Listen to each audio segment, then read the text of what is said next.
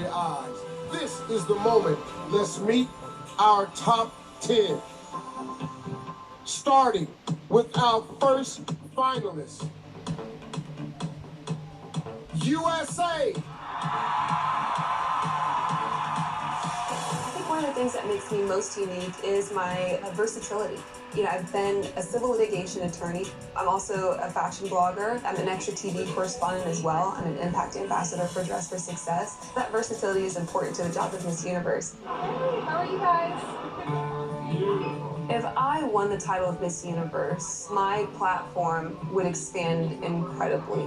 I would continue advocating for criminal justice reform. There are other countries that struggle just as much as the US does. So I'd love to be the proponent of change for other people in other countries as Miss Universe. USA. Earning the next spot in our top 10 tonight, Colombia. Before I was named Miss Colombia, I worked as a lawyer. What got me into law was the decision to work for my country. That as a lawyer, as Miss Colombia, as a human being, as a woman, I have a passion towards my country, towards seeing it flourish, towards seeing it prosper. Right now in Colombia, we're getting together to claim for our rights. People are taking the streets, people are striking, people are asking for better opportunities in life, for better education, for less corruption, for equality. So if I was to be Miss Universe, I would go back home and I would try to unite my people. Colombia. Also moving on to the next round, Puerto Rico.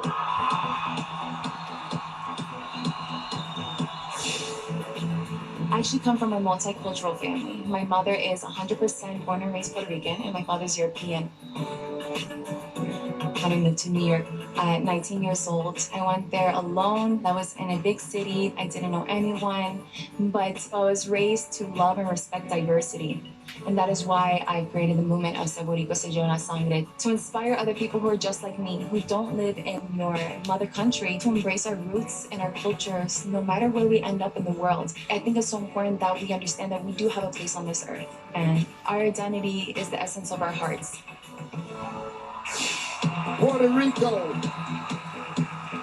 The fourth to move forward tonight, South Africa. My parents are very big on education. And so when I got financially excluded from school, that meant that I could not continue with my studies. A huge percentage of South African students were drowning in student loans, and most of us were kicked out of school. So I felt like a huge part of me was being taken away. But when one door closes, another door opens. After being out of school for a year, I was able to learn a lot of things about myself, but also through Miss South Africa and through modeling, I was able to go back to school again and graduate. South Africa. We're halfway through our top 10 after I announce Peru.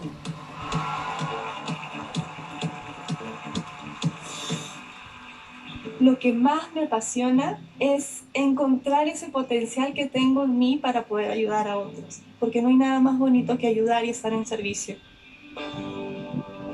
Es muy importante ayudar a los niños porque la educación es la base del éxito. Y los niños no solo son el futuro, sino son el presente.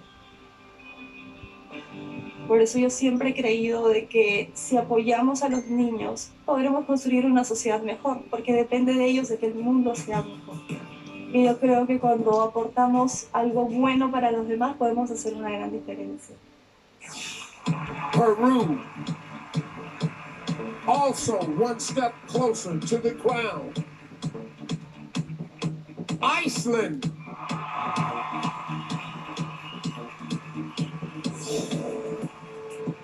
My name is Birta Abiba Þórhallsdóttir, and I grew up on a farm in Iceland. When I started to compete in Miss Universe Iceland, I didn't even think about the fact that I didn't look like any of the girls that won before me. It was pointed out to me, people did not want me to win, or they would not vote for me because I didn't look Icelandic. So being able to stand up and open the discussion about how important it is that we do not all look the same was something that made this competition worthwhile to me, and it's something that made me want to win. Iceland. The next contestant moving forward, France. Mes parents m'ont toujours bien conseillé, surtout ma mère. Elle m'a toujours dit de profiter de la vie, de donner le meilleur de moi-même. Depuis très longtemps maintenant, je suis très engagée dans la lutte contre le cancer du sein. C'est une cause qui me touche énormément. Ma mère a eu un cancer du sein il y a maintenant quelques années. Et ma maman va très bien aujourd'hui. J'ai pu participer à plein d'événements, plein d'activités avec des dames atteintes de la maladie ou qui sont en rémission. On essaye de leur apporter un peu de joie dans leur traitement. France. The 8th contestant entering the next round, Indonesia.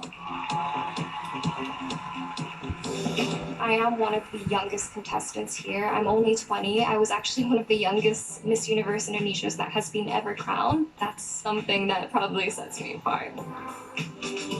I started my own foundation called Voice for the Voiceless. We raise awareness of the issue that 75 million Indonesian kids don't have birth certificate. A birth certificate can actually really help a child's life to get healthcare, education, protection, and future employment.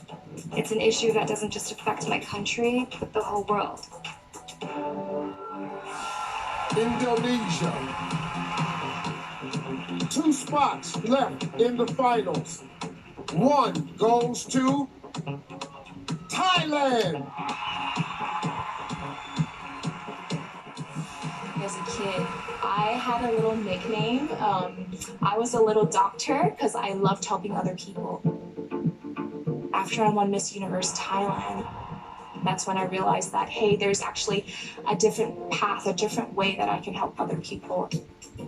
I am able to help flood victims or to the We Are One, my art project. It gave me an opportunity to help people on a larger scale. Just seeing them happy, just seeing them give me back a smile, that for me is my reward. Thailand. 11 women left, but only 1 spot remains. And it goes to Mexico.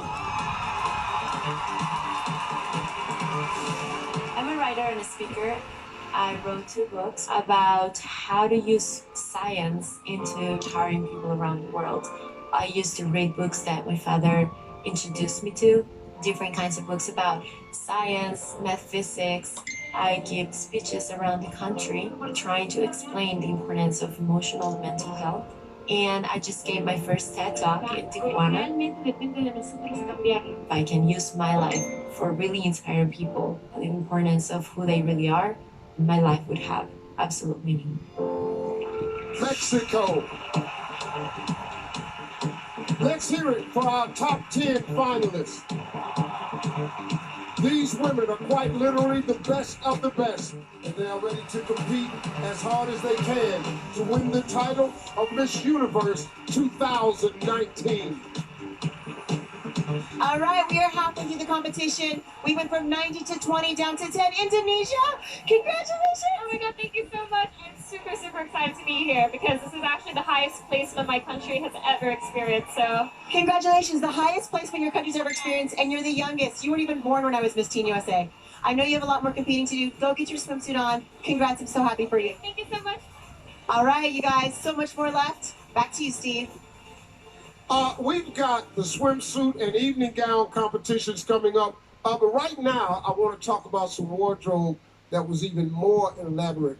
Earlier this week, all the contestants competed in a national costume contest. Here's a look at the winner, Philippines. This is it right here. I thought I had on something fly, but girl, you just, woo, cake and oranges and potato chips. This is a lot. Yes. It's not Philippines, it's Malaysia.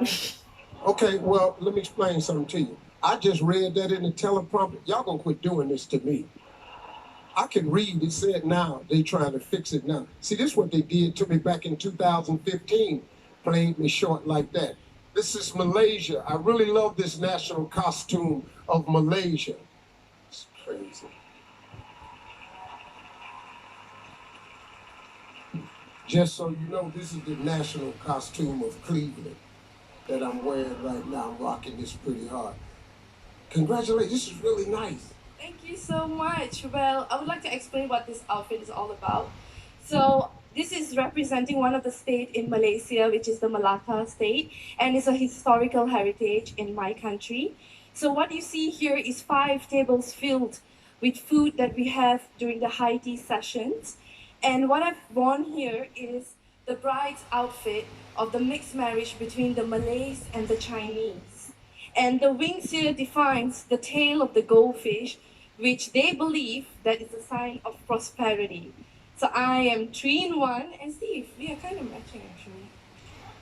Yes, whatever you said, yes. I'm scared to say your name again because I don't know what the hell this teleprompter got in it. Thank you, Malaysia.